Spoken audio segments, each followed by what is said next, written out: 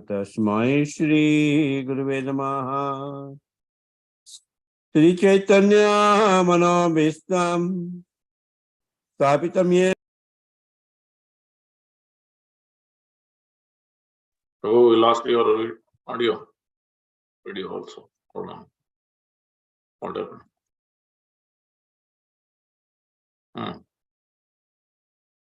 Prabhuji, it is breaking in between. Madhupati Prabhu. No, he's not there. Oh. You dropped off. Not sure internet connection or what. Okay, he's joining. Yeah. Make him the, yeah.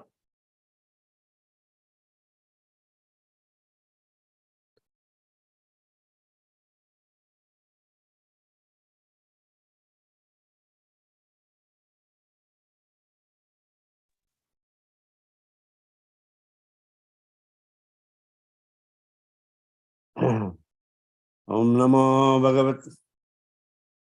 Om Namo Bhagavate. Om Angrana Timinandasya Jnananjana Tulakaya Chakshur Mitanena Tasmai Shri Guruve Namaha.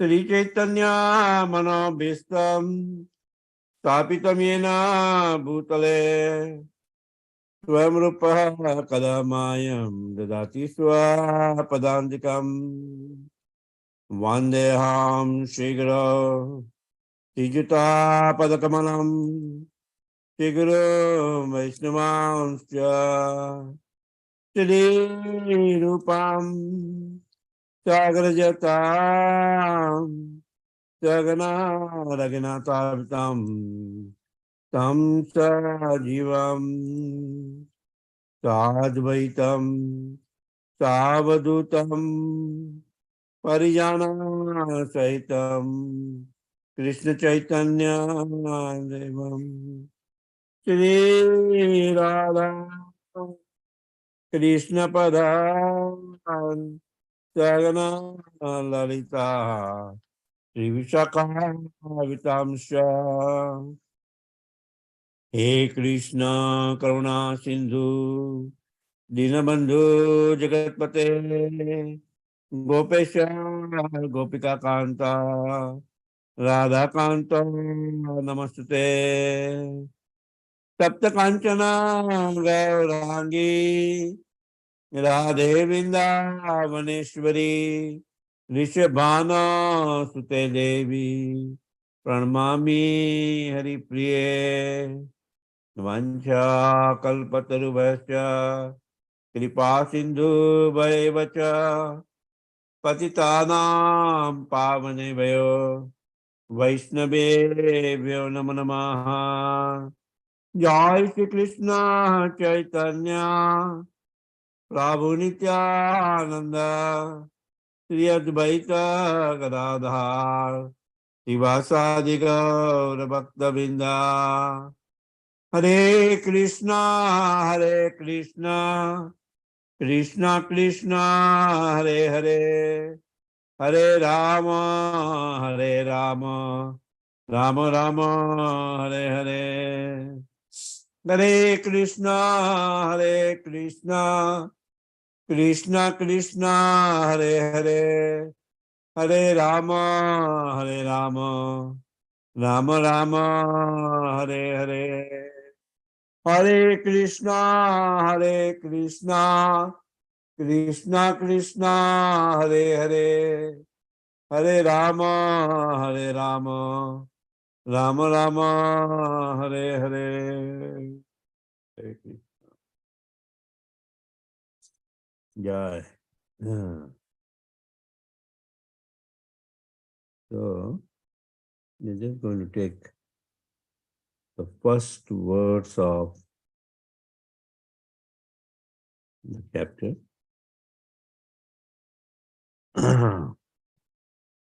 I'm going to discuss chapter 9, the most confidential knowledge. And it's a most confidential. As a result, it's not something which can be summarized in 45 minutes, but I'll try my best. Sri Bhagavan Vacha idam tu te guhyatamam pravakshyami anasuyave jnanam vijnana sahitam yajñatva mokshase asubha. So in this 9th chapter, the most confidential knowledge, right? There is some continuity from the previous chapter, where chapter 8 concludes that bhakti is the best form of yoga. Right. So chapter 9 supplies specific knowledge required to perform bhakti, the process of devotional service. Right. And it is called the most confidential because chapter 1 and 2 discusses about confidential topics, that we are not this body, we are the soul. Right. Sankhya Yoga, contents of the Gita is summarized in the entire 2nd chapter. So it talks about confidential topics. Well, chapter 7 and 8, the beginning of the Bhakti Yoga platform, or the chapters from chapter 7 onwards to chapter 12, right? The 6 middle chapters. Chapter 7 talks about knowledge of the absolute. There's the more confidential topics, right? And chapter 9 specifically then deals with the most confidential topic about the Supreme Lord, the process of devotional service, the knowledge about the Supreme Lord. So we see that verses 9:1 to 9:3 basically talks about the qualifications and disqualifications of performing this devotional service, right? When it talks about in the first verse, idam gyatva, which basically means about the 9 processes of devotional service, especially beginning with hearing, right? And that's why we see that it will focus on the qualification and disqualification of performing this Shravanam, but with that also the 9 processes of devotional service. 9:4 to 9:10, Bhagavad Gita verses, talks about Krishna's relationship to the material world, or basically talks about Aishwarya Gyan, Krishna's opulence. 9:11 to 9:25 talks about that full neglect, right? The Supreme Lord, deride the Supreme Lord, deride the process of the devotional service, while the divine do not neglect, right? And as a result, Supreme Lord personally takes care of those who do not neglect, and they follow the process of devotional service. And ultimately, the last section of this chapter talks about the glories of devotional service to Lord Krishna, right? So, verse 1 basically talks about 9:1 to 9:3, talks about these the two categories. Non-enviousness and faith are the most essential characteristics which are required to perform devotional service. And as a result, Lord Krishna is mentioning this to Arjuna, this message of the most confidential knowledge, because he is non-envious. Anasuyave, non-envious. Non-envious is the qualification for hearing. And what are the benefits of hearing? The benefits of hearing are mentioned that it brings spiritual advancement, and it brings freedom from the material pangs of miseries. Right. Okay. The second verse, which is further talking about the glorification of the most confidential knowledge, and very important verse, so we will also recite this verse. Rajvidya Rajaguhyam Pavitram what is that? Raja Vidya Raja Guyam Pavitramina Pavitramidam uttamam. Pratyaksha Pratyakshavadamam Dharmyam Susukam Kartumavayam. So Raja Vidya Raja Guyam Pavitram Idam Uttamam Pratyaksha Avagamam Dharmyam Susukam Kartumavayam. So it talks about the glorification of the most confidential knowledge, and it describes 8 characteristics of that. That's Raja Vidya is the king of all knowledge. Raja Guyam is the most confidential knowledge. Pavitram, all 4 stages of sinful reactions can be purified by performance of this most confidential knowledge, devotional service. Uttamam, devotional service is about the modes of material nature. Pratyaksha avagamam, direct perception of self is can be pursued by realization. Direct perception of self by realization. Dharmyam, perfection of religion. Susukham, blissfully performed, joyfully performed, right? That's why Susukham Kartumavayat. And Avayam, it is eternally everlasting, right? So bhakti is so joyful, and who will continue in the sansar where Janma Mrityu Jara Vyadhi is there. So it's mentioned in 9th chapter 3rd verse that those who are not faith, they don't have any faith, they are faithless, they cannot attain Krishna, they cannot understand these most confidential topics, and they can continue in this sansar of Janma Mrityu Jara Vyadhi. Right. And further, Srila Prabhupada mentions in the purport about these 3 levels of faith.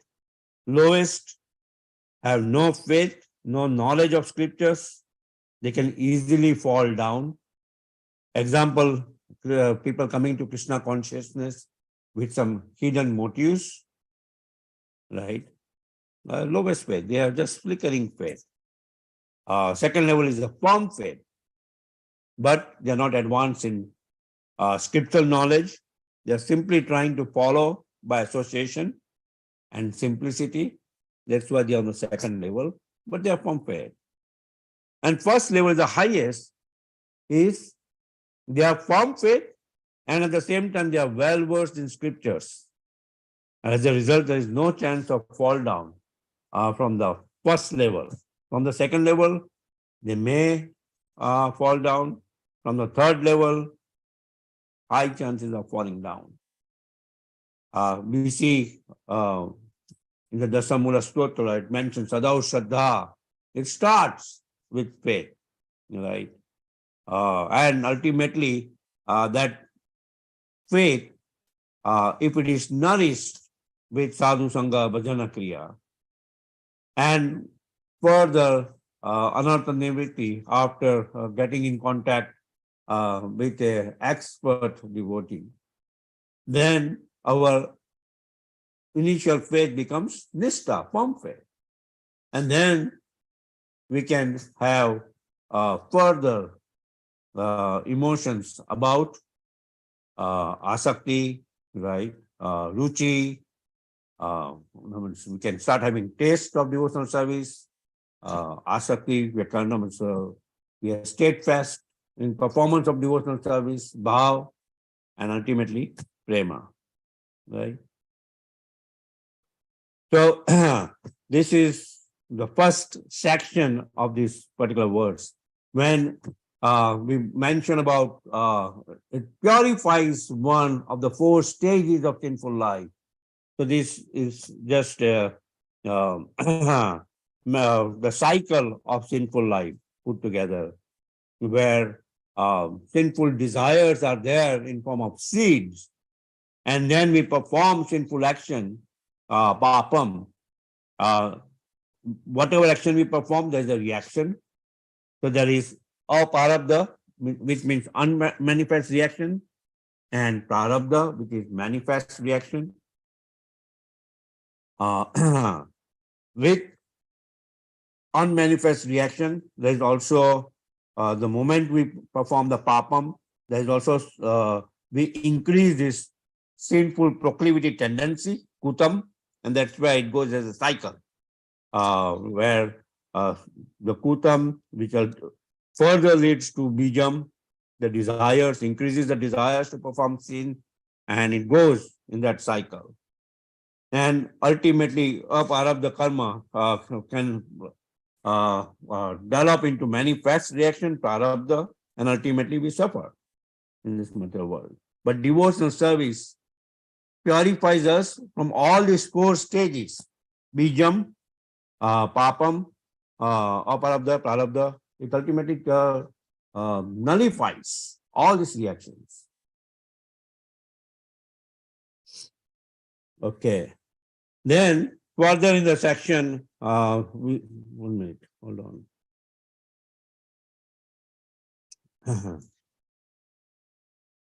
We find where section 2 from 9.4 to 9.10, Lord Krishna further describes about his relationship with the material world, Achintya Veda Veda Tattva, and he's describing that to stimulate our reverence and devotion to the Supreme Lord. Bhagavad Gita 9.4, the Lord supports and pervades the entire universe through his energies. Also very important verse, 9.4.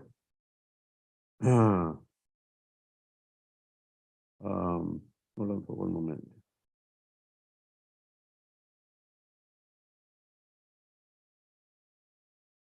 Maya tatamidam sarvam jagat avyaktam. Yeah, that's right. Yeah. Maya tatamidam sarvam jagat avyakta murti namatastani sarva bhutani na chaham kesu avasthita. Right. It talks about the all-pervading nature of the Supreme Lord. By me in my unmanifest form, this entire universe is pervaded. All beings are in me, but I am not in them. Right. So he's talking about the all-pervading aspect of the Supreme Lord, how that he is all-pervading, right? Through him, everything exists, right? Through him, everything exists. But still, though through him everything exists, and he is in them, all beings are in me, but I'm not in them. So he's aloof, right? He's aloof. So the Lord kind of further stresses this point of his Aishwarya, that how things manifest from him, that is all pervading, avyakta murtina, right? In his unmanifest form, that we cannot see the Lord by our gross material senses. That atase Krishna namadi na bhavet grayam indriya. We cannot pursue the Supreme Lord by our gross material senses, unless by devotional service we are purified. In Brahma Samhita, it talks about Premanjana Surita Bhakti Vilochanena, right? Santa Sadaiva Hridayeshu Vilokayanti. Yamashyam Sundaram Achintya Guna Swarupam Govinda Madi Purusham Tamaham Bhajami. Unless our senses are purified, they are anointed by the love of Godhead, we cannot pursue the Supreme Lord. Right. So the aspect of all beings are in me, right? That means that everything rests in the Supreme Lord, right? The entire cosmic manifestation is a combination of superior and inferior energies of the Supreme Lord. Further in the 10th chapter, when Jagdish Sima Prabhu talks about, he will talk about Aham Sarvasya Prabha Mata Sarvam Pravartate, right? He is the source of all spiritual material births. Everything emanates from the Supreme Lord. But though everything emanates from the Supreme Lord, right, he is aloof from it. By his all-pervasiveness, does not lose his personal existence. That was just because, just like that sunshine, the sunshine is the all-pervasive aspect of the sun globe. But just because we see sunshine everywhere, that does not mean that there is no sun globe. There is a sun globe. And beyond the sun globe, there is the control of the sun god. So those are the three aspects when one can realize the Supreme Lord. Then the Yogam Aishwaryam, inconceivable mystic opulence of the Lord. Everything rests in him, still he is aloof, right? It implies that although everything rests in him, he is aloof and not directly concerned with maintenance, right?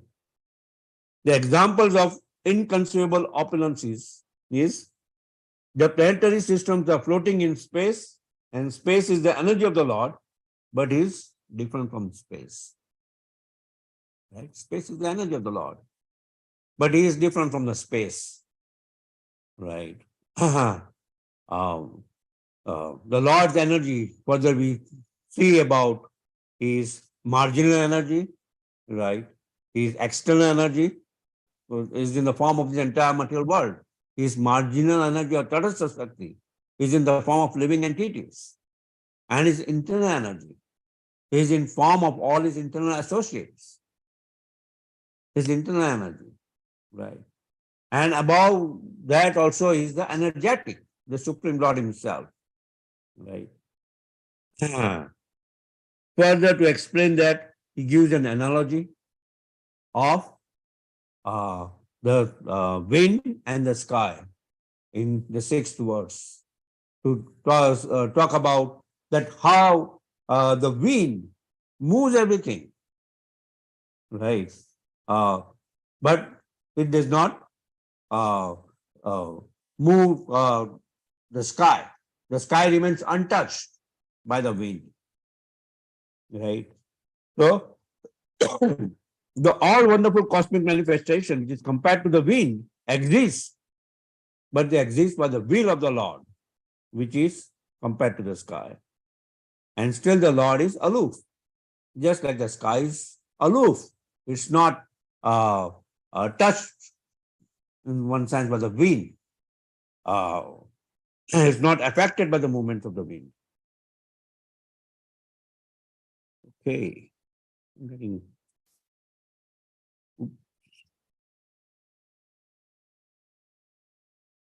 Yeah. Then in the Lord talks about that he is pervading everywhere, everything pervades through him, and still is aloof. He talks about his maintenance part of the entire material universe, entire universes, in fact, spiritual and material. But then in 9.7 and 9.8 verses, he talks about his role with creation and destruction, right? That at the end of this millennium, all energy wounds up in the Lord himself. At manifestation, he expands in material energy. Hold on for one moment. Everything is under the supreme will of the Lord. The Lord has no direct involvement, but acts through material nature.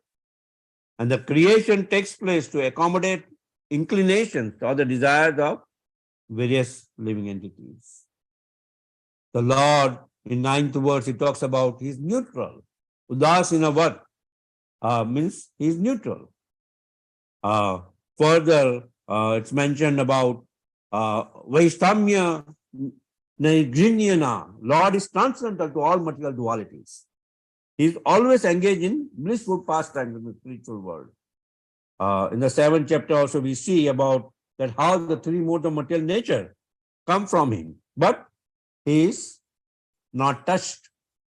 He does not come under the influence of the three modes of material nature. The whole world is bewildered, but he does not come under the influence of the material modes. So then, after hearing Lord's Aishwarya Jnana, why do some people do not respect him? Right. So here we see the supreme creation, how the supreme creation takes place from Mahavishnu. Right. When he exhales all these material universes, comes into, no, it gets created, right, in one sense. And when he inhales all these material universes, comes back into him. Right. So through the agency of his Purusha avatars, we see that the Lord, who is completely absorbed, just by his supreme will, everything manifests. And by his supreme will, everything unmanifests.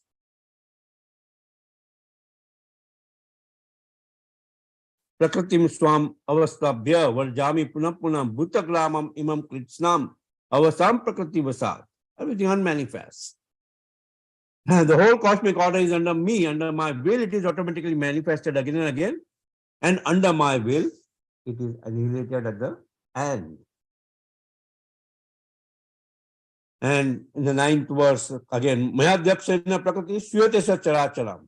Right. This material nature is working under my direction, O son of Kunti, producing all moving and non-moving beings. Right. So, further talks about cause of all causes, right?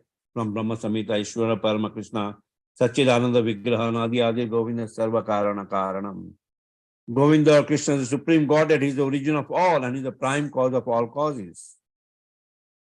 And everyone has confirmed that Krishna is the supreme intelligent creator. That will further talk about in the when he shows his universal form, and everyone confirms. So the fools, like in the previous section, we saw that after though Lord Krishna talks about his Aishwarya Jnana, why still some people do not respect the Supreme Lord, and the Lord talks about them, that the fools neglect bhakti, the divine don't. Fools think of Krishna's form as an ordinary person, right? They may be big scholars, but have no faith in the Supreme Lord and the process of devotional service. Right. Further, in this section, Srila Prabhupada, especially in his purport, talks about controversies between impersonalists and personalists on Lord's appearance as a human being. Right. The Lord does not appear as an ordinary human being. Even when he appears in the prison house of Kansa to Vasudeva and Devaki, he appears as a 400 Narayan form. Right. Not as a child, as a 400 Narayan form. Then, under the plea of Vasudeva and Devaki, he comes into the child form. Right. And he performs all his supernatural activities right from his childhood. Right. At the age of 6 months, he kills Putana and so many other of his activities. Right.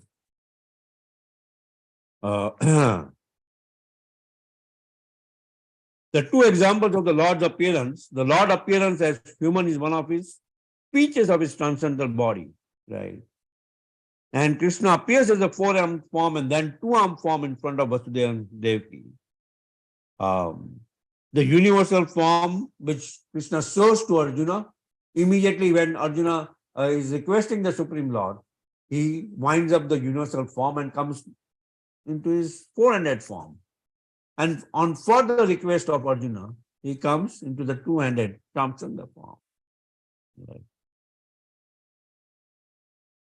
Yeah, here we see the appearance of the Lord, the 400 Narayan form to Vasudeva and Devaki in the prison house of Kansa.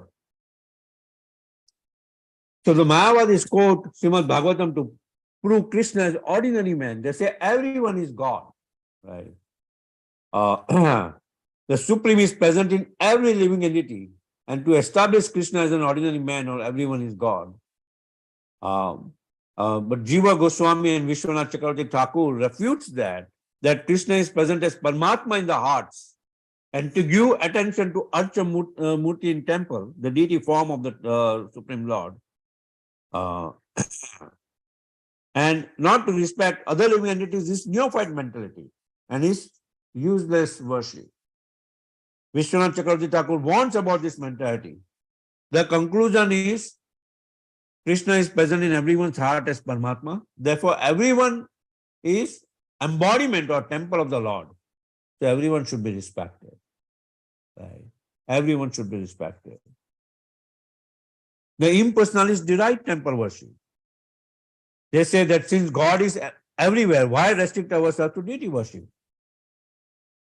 So then, our acharyas refute that if God is everywhere, then why not also in the temple or in the deity? The knowledge of perfect devotee in Krishna consciousness, right? The devotee understands in full Krishna consciousness that although Krishna is the Supreme Personality of Godhead, he is all pervading by his energies and plenary expansions.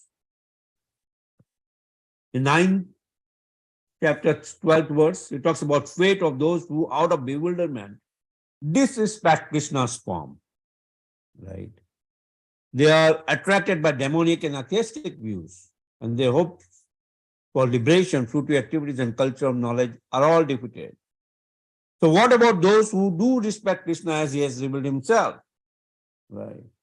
So in the 9:13 and 9:14, further, Lord Krishna mentions about those who respect the devotional service, or they accept the Supreme Lord as he is. O son of Prita, those who are not deluded, the great souls are under the protection of the divine nature. They are fully engaged in devotional service because they know me as the Supreme Personality of Godhead, original and inexhaustible. Right. And what do they do? Satatam kirtan tomam, yatantasya didavita, namasanteshtamam bhakti nityayukta pasate. Always chanting my glories, endeavoring with great determination, bowing down before me. These great souls perpetually worship me with devotion. Right. So is already the Mahatma, the sign of Mahatmas is already situated in the protection of the divine nature.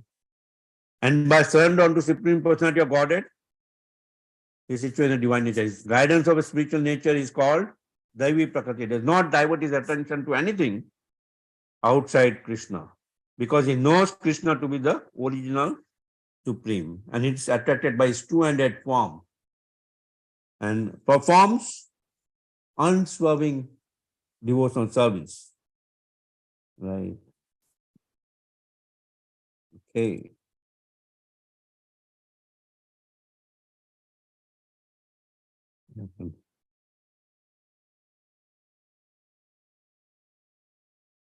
Nine 15, he talks about the indirect worshippers. There are three kinds of worshippers. Ekatvina worships himself as one with the Supreme.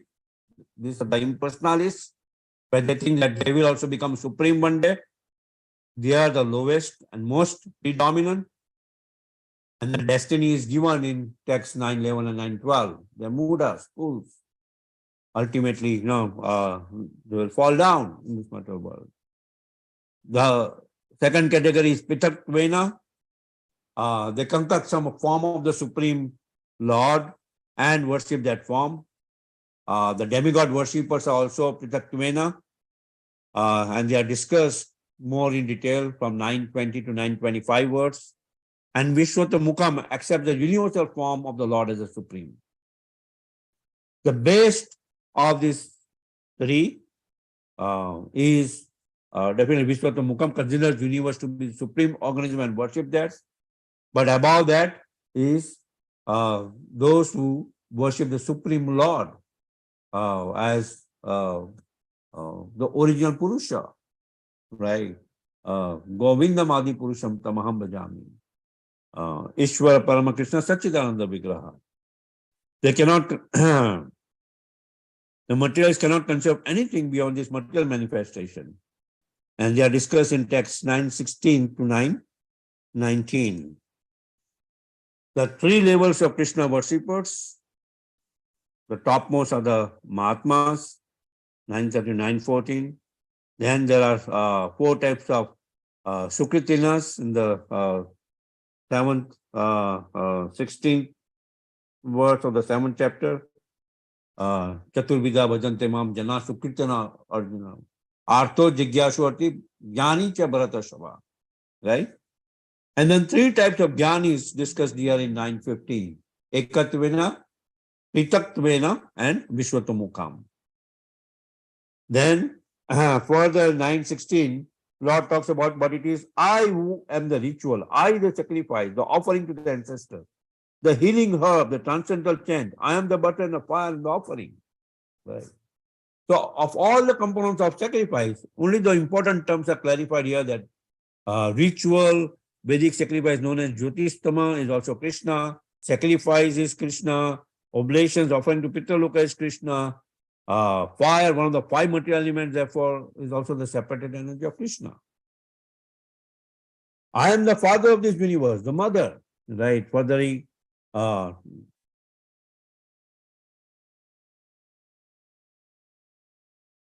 on for one moment.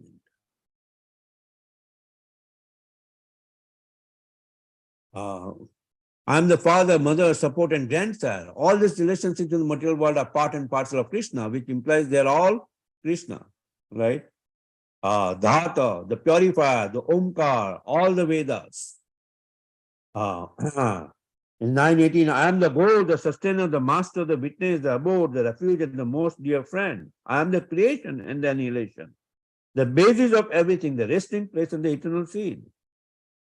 The 19th verse, O Arjuna, I give heat and I withhold and send forth the rain. I'm immortality and I'm also death personified. Both spirit and matter are in me. Those who study the Vedas and drink the Soma juice, seeking the heavenly planets, worship me indirectly. Purified of sinful reactions, they take birth on the pious heavenly planet of Indra, where they enjoy godly delights. But ultimately, they also fall down. Once, when they have thus enjoyed vast heavenly sense pleasure and the result of their pious activities are exhausted, they return to this mortal planet again. Right? But those who always worship me with exclusive devotion, meditating on my transcendental form, right?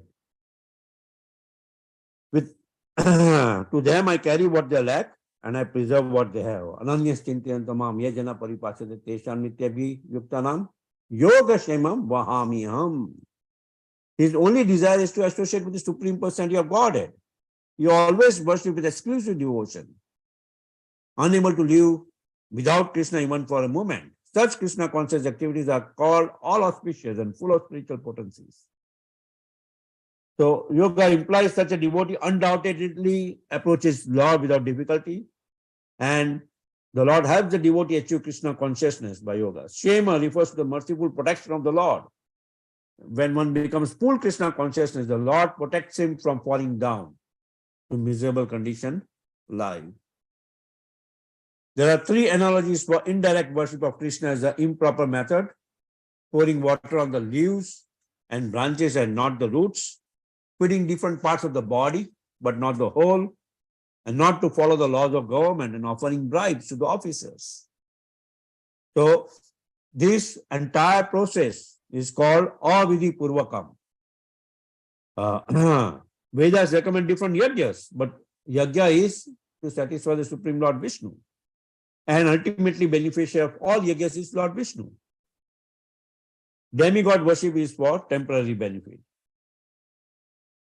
So the final conclusion of this section is, even if one has material desires, it is better to worship the Supreme Lord. As it is mentioned, akama, sharav kama, moksha kama, udaradi. Tivrena bhakti yogena. So whether you are desireless, or you desire material enjoyment, or you desire liberation, in all these 3 states, you worship the Supreme Lord. Right. So 925 words refutes the philosophy that worship of any form or any path leads to the same goal. Those who worship the demigods will take birth among the demigods. Those who worship the ancestors go to the ancestors. Those who worship ghosts and spirit will take birth among such beings, and those who worship me will live with me. Right? Very important words. Janti deve vritam devan. Pitru yanti pitarvata bhutani yanti bhutejya yanti mad yajinopi mam. Right.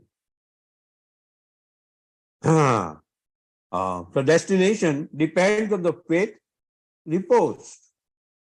You worship the ancestors, you go to the planet of ancestors. You worship ghosts and spirits, you go to their planets. But those who worship the Supreme Lord comes to him. Right. And then the Lord talks about the final section, the glories of devotional service to Krishna. The practical application of this particular section is worship of Lord Krishna is superior because Supreme Lord takes direct interest in the life of his devotees. Direct interest in the life of his devotees. Understanding truth about Krishna and his devotees and their intimate relationships, one should absorb himself in Krishna consciousness. The most essential quality of bhakti, which stands out in text 929 to 934, is that the Lord personally reciprocates with his devotees, bringing them closer to him. Right. Yeah. Bringing them very close to the Supreme Lord. And further, we see in this particular section, I was not able to put the slides for that. I ran out of time. The 927 words, it talks about duties of everyone, that work needed even for bodily maintenance, therefore better to work for Krishna. So eat only prasadam, do it only for Krishna, religious duties, like yat karosi yad asnasi yad juhosi das yat tapasyasi kaunteya tat kurishva mada arpanam. Right. Everything offered to the Supreme Lord. Right. The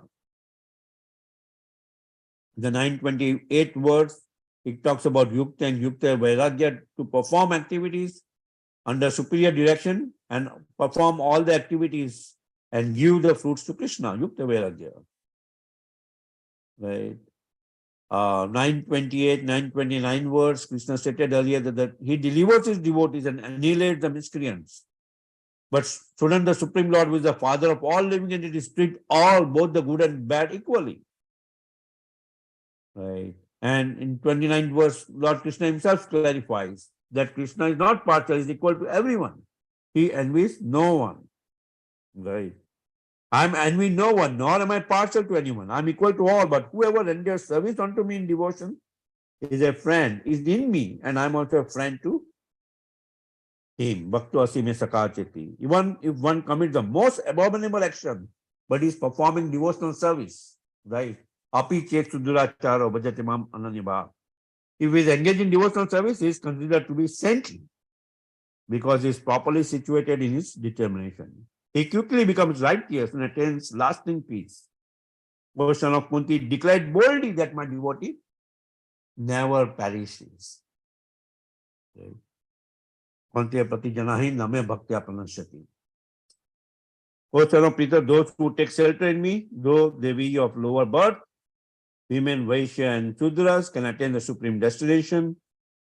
How much more this is so of the righteous Brahmana, the devotees and the saintly kings. Therefore, having come to this temporary miserable world, engage in loving service unto me. And how do you engage in loving service unto him? Engage your mind, always thinking about him, become his devotee, offer obeisances to him, and worship him. Being completely absorbed in me, surely you will come to me.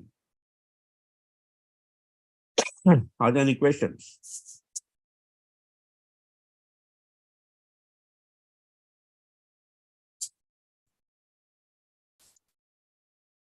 Haribol. We can have some short 5-minute questions before we go to the 10th chapter.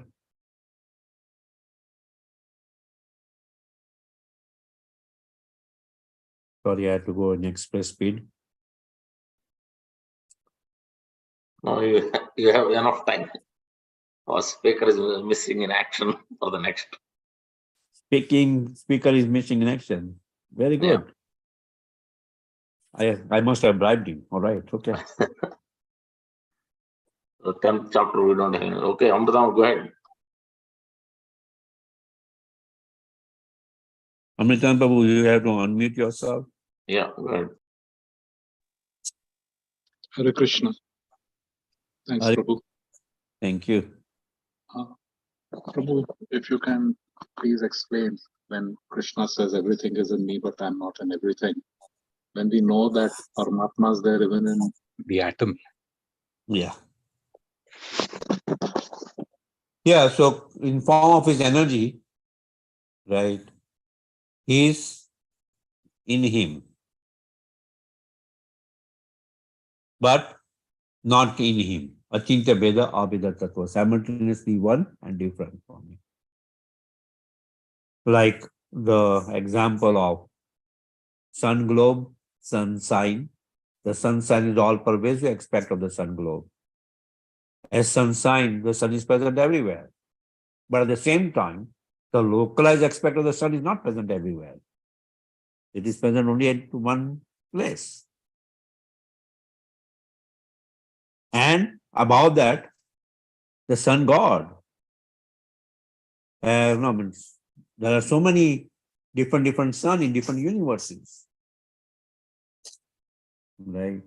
But above that is the controller of the sun planets, the sun god. And he has his activities. He has a name, he has a family. Right? So the Lord is aloof through the agencies of his Purusha avatars, through the agencies of his, like just we see the creator, destroyer, right? Lord Brahma carries out the secondary creation. Lord Shiva carries out, no, is in charge of destruction. Right? Lord Vishnu is the maintainer. And then we see these Purusha avatars who are also further carrying out certain activities of the Supreme Lord. The Supreme Lord is just by Supreme will, is glancing. And is impregnating through his glance. And as Shyam Sundar, Lord Krishna, is eternally just performing his activities, which are completely transcendental in nature. The full, supreme enjoyer. Supreme enjoyer. Does that explain, Amitabh Prabhu? That how he is still aloof, though he is present in them? Kind of, Prabhu. If no one has a question, I'll ask a follow-up on that. Yeah, go ahead. So I can understand everyone being in him as the sunshine. Your voice is cutting now. Can you hear me? Yeah, now I can hear. So Prabhu, I can understand that everyone is with him as in sunshine. It's pervading everywhere. Yeah.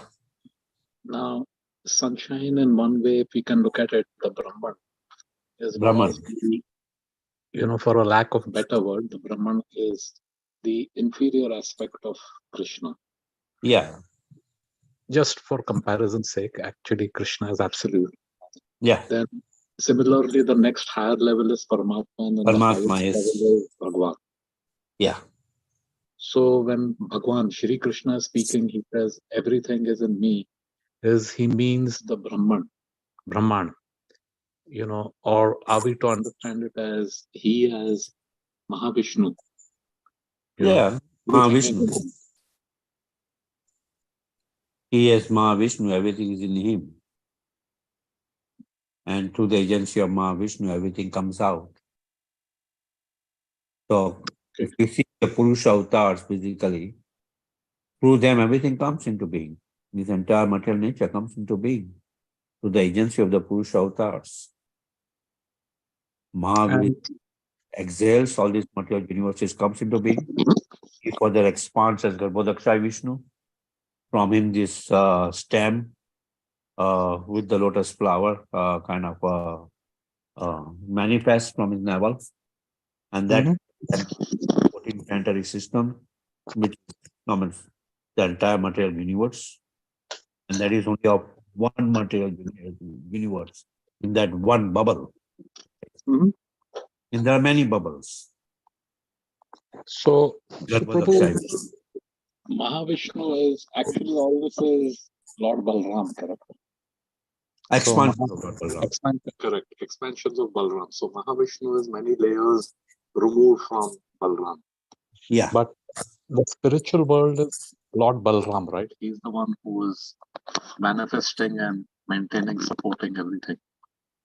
Yeah, through different agencies. Again, we see that, oh, how is he supporting? Through the agencies of his further expansion of Ananta Shesha.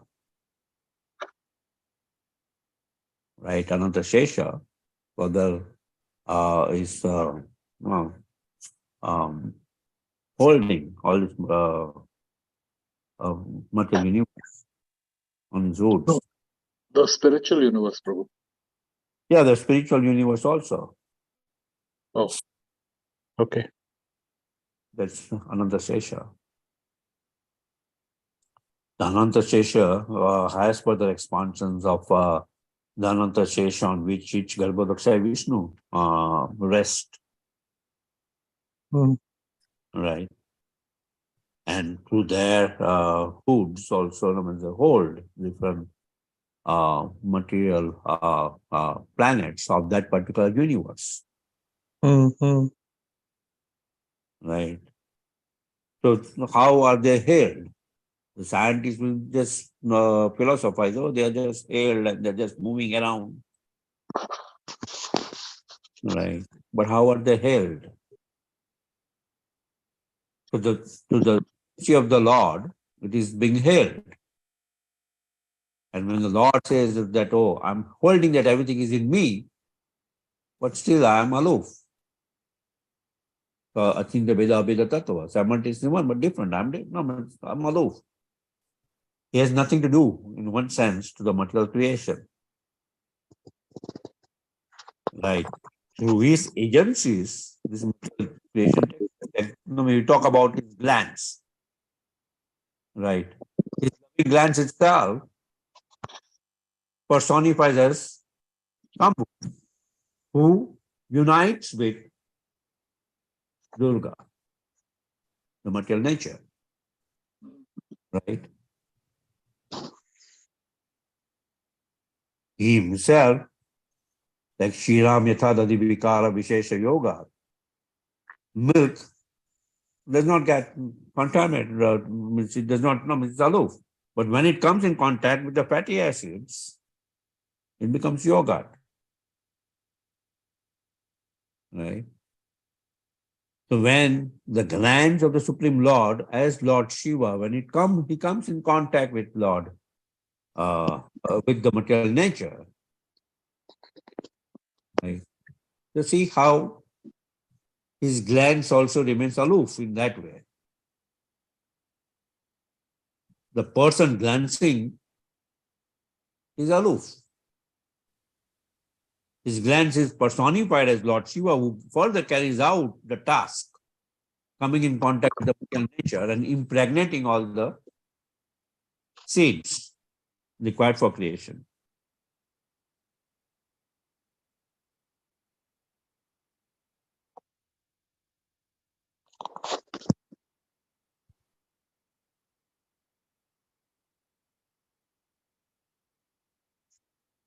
That's his inconceivable aspect of the Supreme Lord, which we completely cannot by our limited intelligence, but it fathom in a way where, okay, we see that, oh, though everything is coming from him, still he is inexhaustible. He's still playing flute and is still performing all the pastimes. And reciprocating with his devotees. Sadhana. Even the Vinashya part is his expenses. Right. Vinashya part, when he comes as Vasudev form, that is also further distinction, even that Vinashya pastimes, which happens only on the Earth planet, that does not happen in the spiritual realm.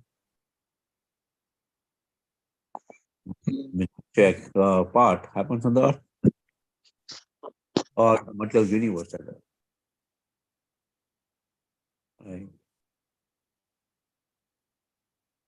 So there also we see that in one sense it remains aloof. It does not come in direct contact. Or is just exhibiting his pastimes with his devotees that we see Hiranyaksha, Hiranyakashipu, Ravan, Kumbhakara. His associates, inner associates of Supreme Lord.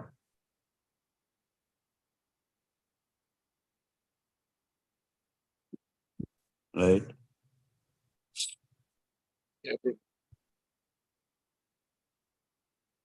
That form remains aloof.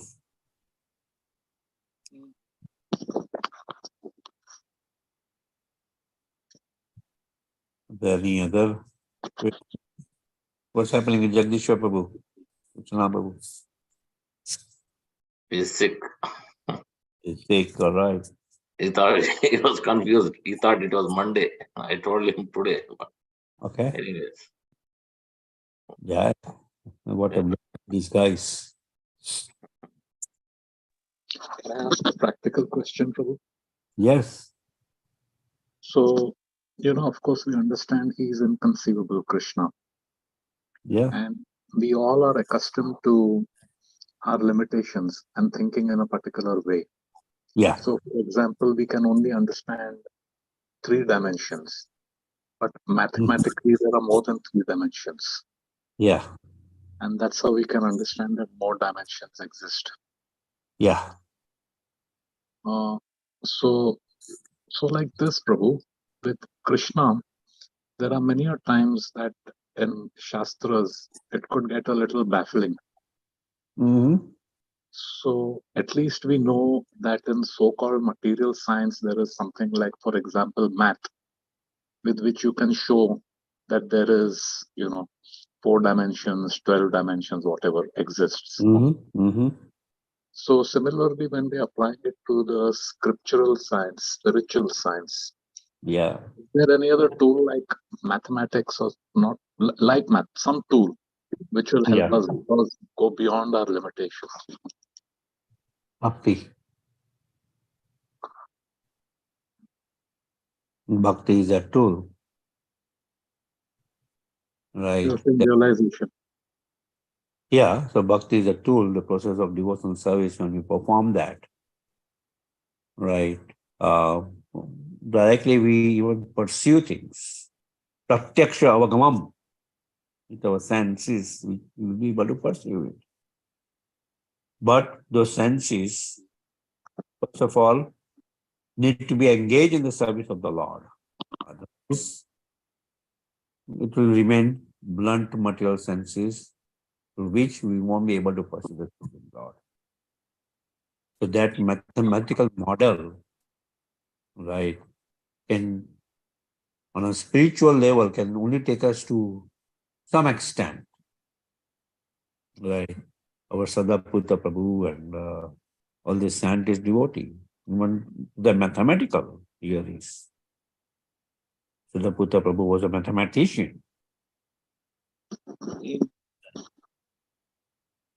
His mathematical theories he established to some extent.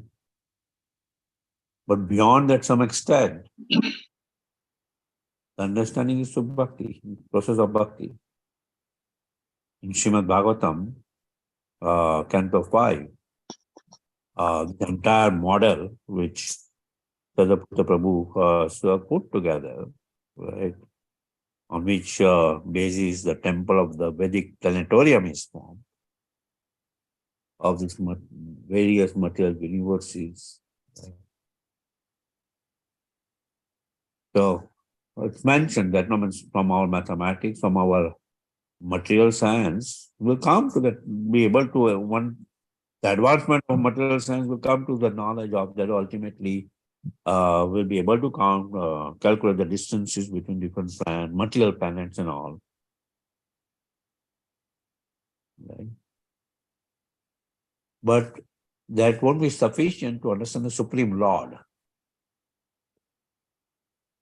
That's why big scientists, big mathematicians who has no understanding of the Supreme Lord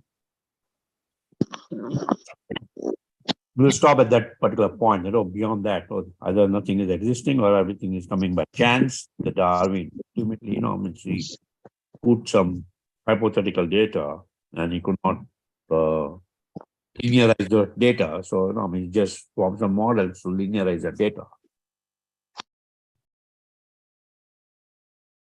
But didn't have sufficient data to begin with. And that's why he came up with the philosophy. Okay, human being has to evolve from monkeys.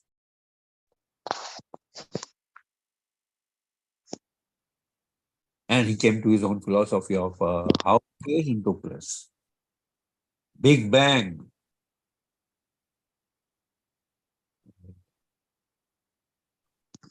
So far, the scientists have not been able to even make a small mosquito in the lab. And Big Bang, all the living entities came into being. Right? So that's the limitation of science and mathematical models. The spiritual modeling, which is first ingredient, is bhakti. Right? How can we pass an elephant through an eye of a needle? Not possible. All our models, mathematical models, will fail to understand that. How we can impregnate all the seeds from which this big banyan tree, comes into being, into the small seed of a banyan tree. The cobbler was able to understand that, right? Because of faith, bhakti. So faith is a necessary ingredient required to understand bhakti. Atasi Krishna Nama Bhava India. Otherwise, with blood material senses, we won't be able to understand.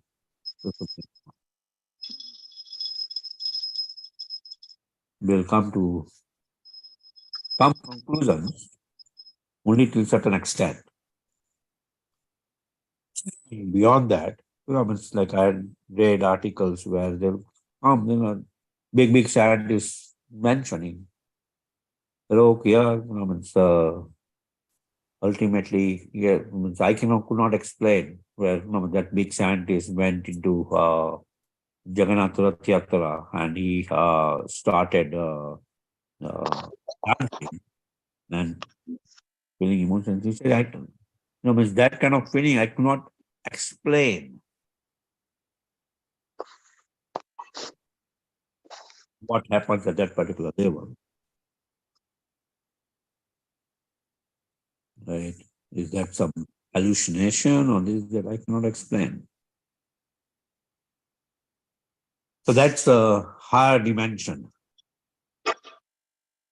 The spiritual science is a higher dimension. Well,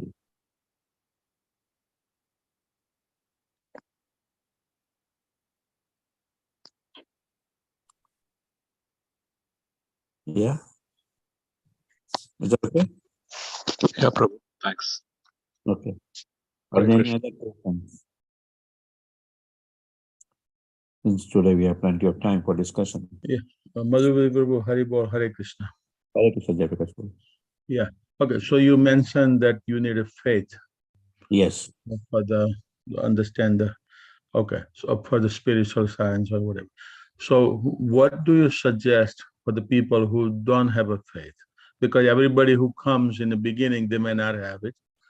And yes, I understand that we always say that associate with the people who has a faith. But beside that, anything else that you suggest or something like that? Distribution of prasad to them. Hari Bol, I like that.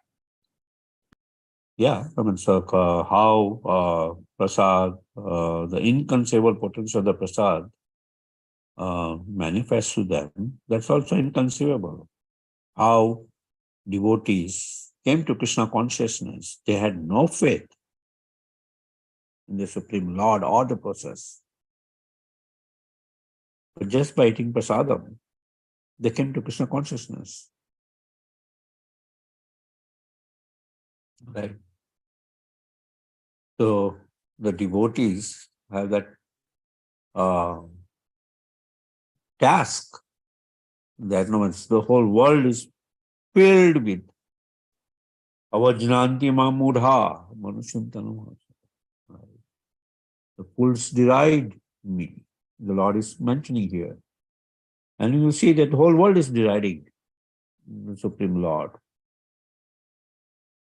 Right? We have how many? 21 participants in the call. It's Friday. I mean, there are so many people. If you go to a bar, there'll be more than 20 people. The whole world is deriding. Right? So how a devotee can bring the revolution is to carry the mercy of the Lord. To carry the mercy of the Lord. Spread it to others. In the form of his books, in the form of his name, Sankirtan, chanting of the holy name, in the form of his prasadam. Right? And that can create a revolution. So many people, I mean, they've gotten the books not knowing what that book is. Some people may have tossed it in the garbage. And somehow some people may have kept it on the shelf, and suddenly one fine day they have touched the book and so the mercy of the Supreme Lord, how it manifests through these devotees, is also an inconceivable task. That how that mercy sprouts, that somebody who is completely atheist, that we see in our movement also that there are moments. What was the previous background? They were butchers. Or they were naturists. No, big time devotees, they were naturists. Lying, roaming around, wandering around naked in California and other places. And now, they're big time sadhus. How did the transformation take place? Some people may have come in contact with some devotees, through some books, through some chanting, through some prasadam. That's how they have transformed their life. Right. For the moment, we can talk about ourselves, how we came in contact with the Supreme Lord. Okay, born in some pious family, some Krishna consciousness there, but otherwise, there are many people born like that. And they remain like that throughout the life, not taken a step further. But by the mercy of devotees, somehow we may have taken some step further. And at least some transformation we will see in our life would have taken place. Yeah. Is that okay? Jayaprakashji? Yes, Prabhuji. Yeah. Good. Thank you. Hari Bol, Hare Krishna. Anybody? I'll read one little paragraph from Sri Prabhupada on this point, clearly stating Chaitanya Charitamrita, Anchalela, chapter 1, verse number 32. This is the result of Sadhu Sangha, consequent association with Sri Chaitanya Mahaprabhu, and promotion back home, back to Godhead.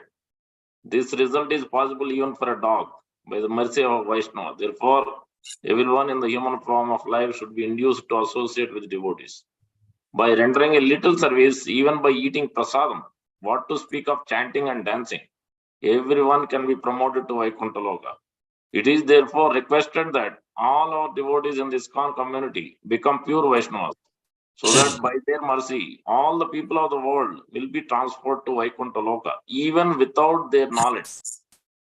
Everyone should be given a chance to take prasadam and thus be induced to chant the holy names, Hare Krishna, and also dance in ecstasy. By these three processes, although performed without knowledge or education, even an animal went back to Godhead.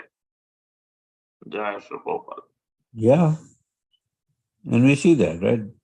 The Mahaprabhu going to Jharkhand forest, the animals take to the process and they start dancing. Otherwise, ahara nidra bhaya maithuna. Guys, dharmoya esha adhika vishesha is there only in human form of life. With their advanced intelligence, they can inquire about God. Animal are further covered. So it's very difficult for that to come out of that cover. But coming in, hearing pure chanting of the Supreme Lord or his pure devotees, even an animal can start chanting and dancing. Yeah. Good. Thank you, Krishna.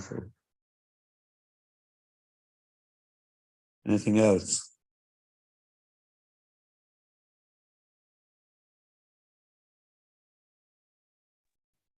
Looks like that's about it. You can wrap it up early, I guess. Yeah, it's 8:13. We still have time. We have 15 minutes left.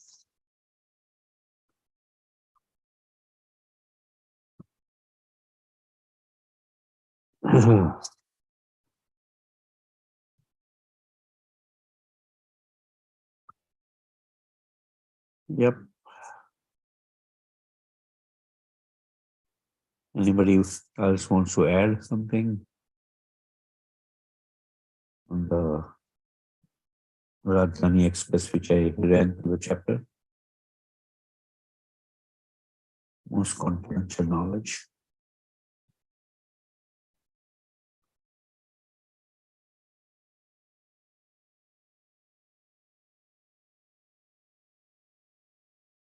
Yeah.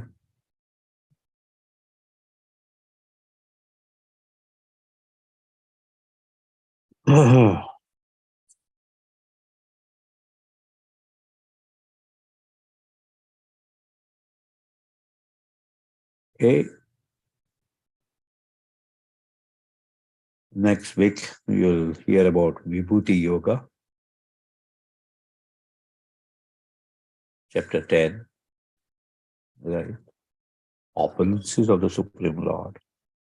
And further, right, till chapter 12, devotional service, these middle 6 chapters talks about bhakti, bhakti yoga, the process of devotional service.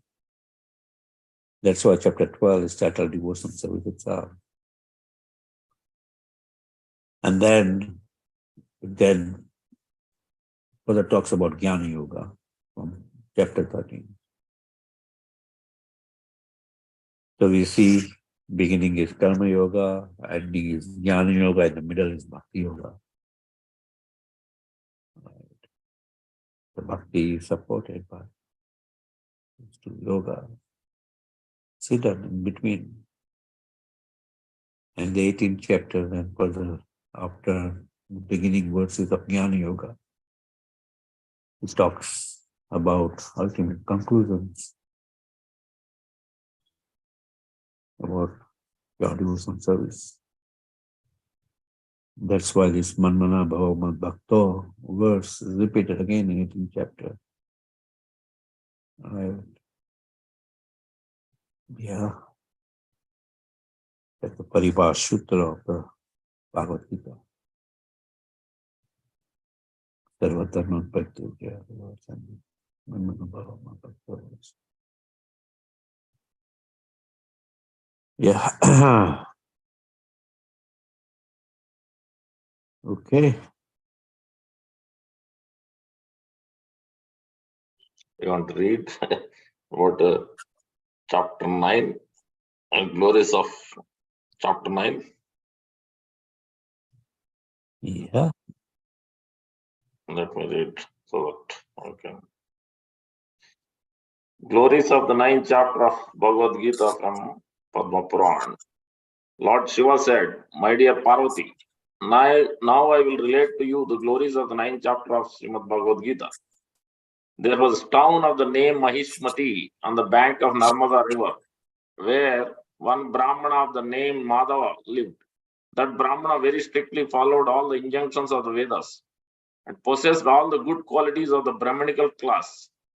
Due to his being so learned, he would receive a lot of charity, and with his accumulated wealth, he started to perform a great fire sacrifice. For offering in sacrifice, one goat was bought, and when they started to cleanse that goat in preparation for its sacrifice, to everyone's great surprise, the goat started to laugh and in a loud voice said, "O Brahmana, what is the benefit of performing so many fire sacrifices that simply bind us up in the wheel of birth and death? Just see my position due to my performing of so many fire sacrifices." When everyone gathered there heard the words of goat, they became curious, and that Brahmana inquired with folded hands, "How did you become goat? In your previous life, which caste did you belong to, and what activities did you perform?" The goat replied, "Oh Brahmana, in my previous birth, I was born in a very pure Brahmana family, and I very carefully performed all the ritualistic activities enjoined in the Vedas. One day, my wife wished to worship Durga so that our child might be cured of his disease. For this purpose, she requested me to bring one goat. When we sacrificed the goat at the temple of Mother Durga, the goat cursed me. O sinful, lowest of all, you wish to make my children fatherless? For this reason, you will also take birth as a goat. O Mother, when the time of my death came, I attained this body of a goat. But by the grace of Lord Govinda, I can remember my previous births. If you wish to hear one other interesting story, then I will tell you. In the place known as Kurukshetra, which is capable of giving liberation, there once lived a king of the name Chandra Sharma, who was in the dynasty of Sun God. Once at the time of solar eclipse, the king wished to give charity to one Brahmana. Included in the charity was a Sudra, whose body was completely black. After going with his priest and taking bath in a sacred lake, putting on a clean cloth and applying sandalwood, he returned to his place. With the devotion, he gave charity to a qualified Brahmana. After he had presented the charity, all of a sudden from that black Sudra's heart, one very simple Chandala, dog eater, appeared. And after a little while, a female Chandala appeared from that black Sudra's body. And together they went close to the Brahmana. All of a sudden, they entered into the body of a Brahmana. That Brahmana remained undisturbed and started to chant the 9th chapter of Srimad Bhagavad Gita while remembering Lord Govinda.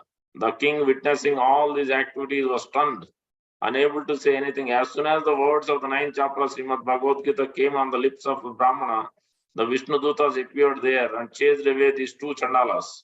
At that time, the king inquired from the Brahmana, "O learned one, who are these two persons and which mantra did you chant? Which deity did you remember?" The Brahmana replied, "Taking the form of a Chandala, sin personified appeared, along with offense personified in the form of that female Chandala. At that time, I started chanting the 9th chapter of Srimad Bhagavad Gita, which is capable of releasing one from all fearful situations. By reciting the 9th chapter of Srimad Bhagavad Gita, I am always able to remember the lotus feet of Lord Govinda." Upon hearing this, the king learned the chanting of Srimad Bhagavad Gita 9th chapter from the Brahmana. Gradually, he managed to attain the lotus feet of Lord Govinda. When Madhava heard this discourse from the goat, he immediately freed the goat and started to engage in reciting the 9th chapter of Srimad Bhagavad Gita daily. And thus, he also gained the lotus feet of Lord Govinda. Ramra Srimad Bhagavad Gita ki jai. Prabhupada ki jai. Yeah. Thank you. Any other addition, comments?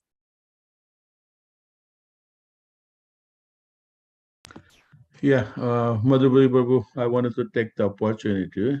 Yeah. Thank you to the management for arranging this summary classes, and it's very good. A couple of years back we did it, And I think one time you did it, maybe, I don't know whether it was before COVID, that you did it at the temple also. So it's very nice that time to time you are planning to arrange this, and it's wonderful. Thank you again.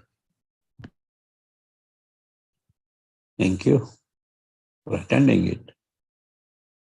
What's most important is attendance, hearing about it.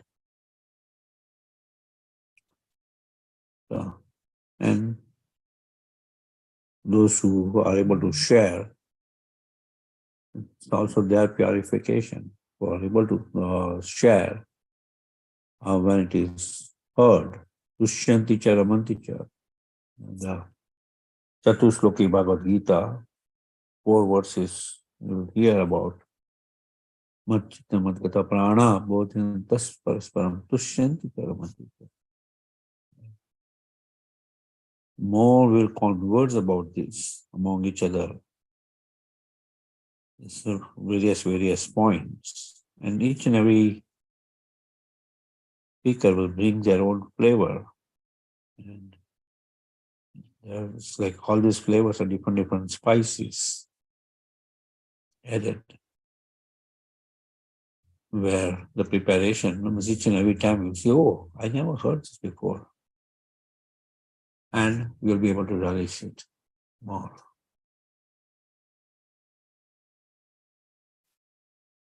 Yeah. So thank you for attending it so nicely. Hare Krishna Prabhu, Dandavat Pranam to everyone.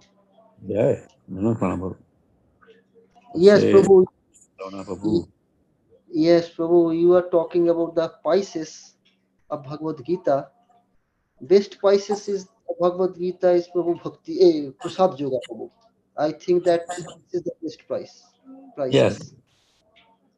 The spices I'm talking about is different flavors which are added by different speakers of their understanding. Yes, but in Gita there is a Bhakti Yoga also there, and inside the Bhakti Yoga, one of the part is the Prasad Yoga, Prabhu. So Prasadam, very good, Jai. So you remember prasadam as part of the spices. Good, wonderful. Jai. yes, Prabhu. Yes. That is the best part, I think. Jai. Patram pushpam param toyam yome bhakti aprachati. Tadam bhakti parita. That's also in the 9th chapter. Yes, The Prabhu. words. Offer the Supreme Lord with love.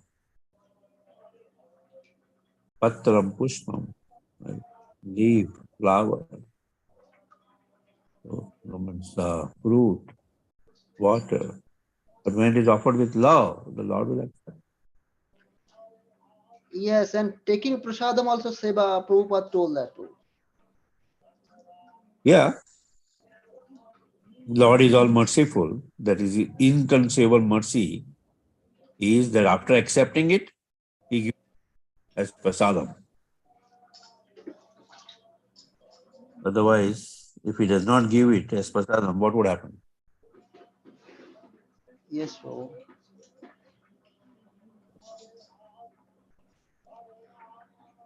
Yeah. It's a wonderful class, Prabhu. Dandavat Pranam.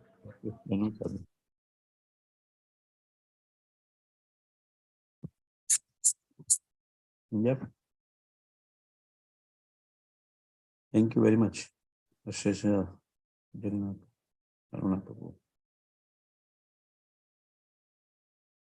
Yeah.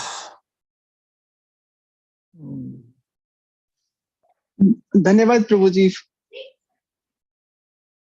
Dhanwad, welcome, Prabhu. Hare Krishna Prabhuji, Dandot Pranam, all glories to Srila Prabhupada. Thank you so much, Prabhuji, for wonderful class as usual. Just wanted to know because I wanted to ask something, so wanted to know like how did you start this ISKCON, Prabhuji? How did I start with ISKCON? Good question.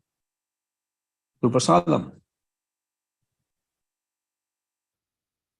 Right. Yeah. That's the inconceivable potency of prasadam.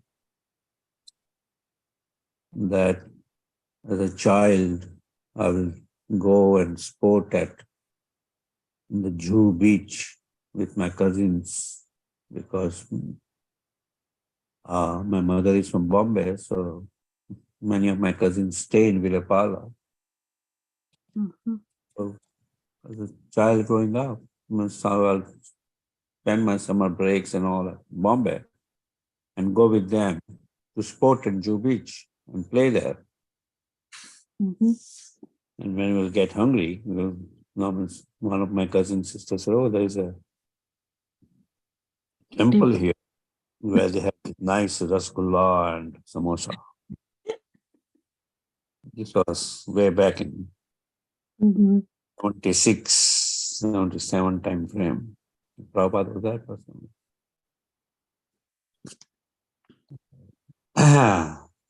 So, no? And that was the only conception which I had about ISKCON. Prasadam. Devotees. But I remember reading about Prabhupada leaving in 1977. And I was born in a pious family by previous Sukriti. Devotional family that when we'll have kirtan whenever my uncle will come from the US and the day of his living, we'll have kirtan till midnight. So kirtan was there, prominent in our home. Worship of the Lord was also prominent as Bal Gopal and Snati at our home. But when I came to US in 1986, I remembered carrying with me a chanting bead of my grandfather. That means that he was also chanting on the beads. And my uncle who took me to DC from New York, also Janmashtami was falling in August. Before going to Louisville, Kentucky, he took me to Potomac Temple for Janmashtami. So these were all different connections which I had. ISKCON. The biggest connection was when I came back to New Jersey in 1988. In 1989, I started seriously looking for that if there was ISKCON temple in India, there should be something even here.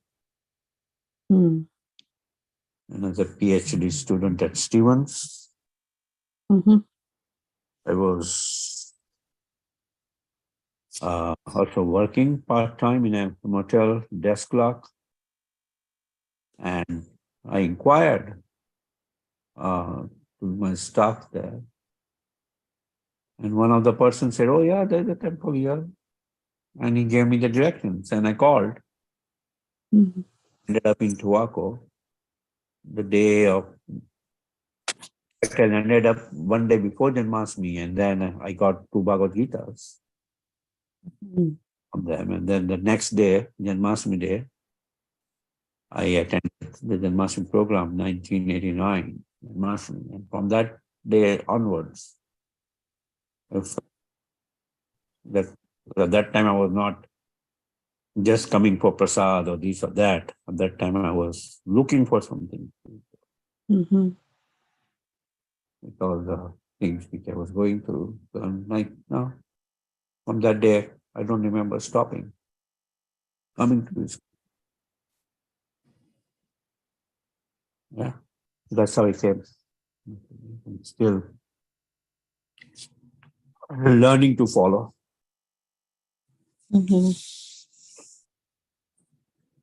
Very nice, Prabhuji. Yeah, thank you so much, Prabhuji, for your association.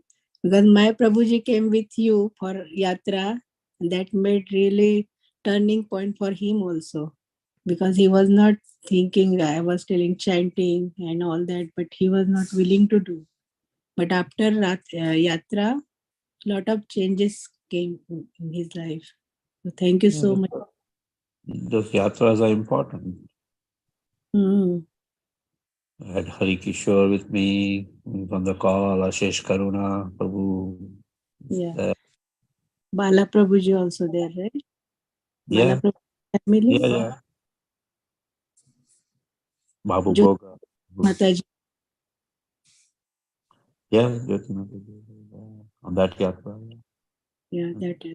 So that's, those yatras are Panchatattva deities in the temple manifested from the yatra. 2004, I'd taken devotees for yatra. These going got initiation from that yatra. She was there. She took initiation there.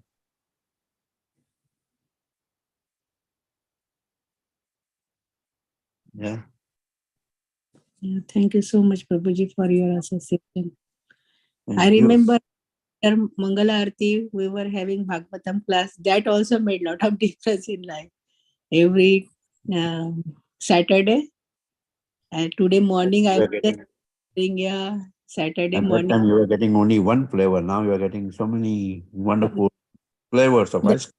That's really good, Prabhuji. From hearing from different devotees, we get to know a lot of different thoughts. So Yeah. really, it's like a flavor of spices. Yeah, very true, Prabhuji. Yep. And because of COVID, we got this opportunity also. Yeah. And only once in a week we were doing, right? But you were mentioning Prabhupada wants to do every morning and evening. And because of COVID, we got this opportunity. That's really amazing. Yep. Thank you so much, Prabhuji. Thank you, Mataji.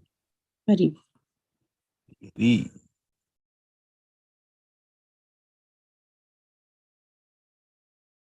Okay. Thank you, everyone. For valuable time. Kripa Sindhu Bhayavacha.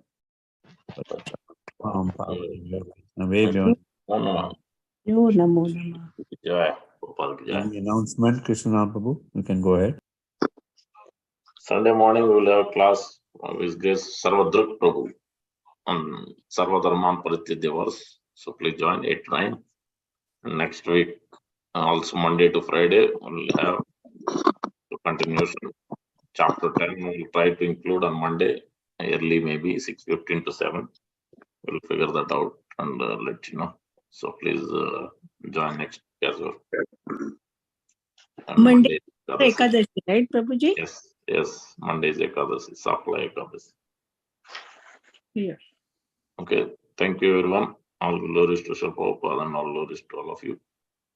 Thank you so much, everyone. Thank you, Madhupati Prabhuji.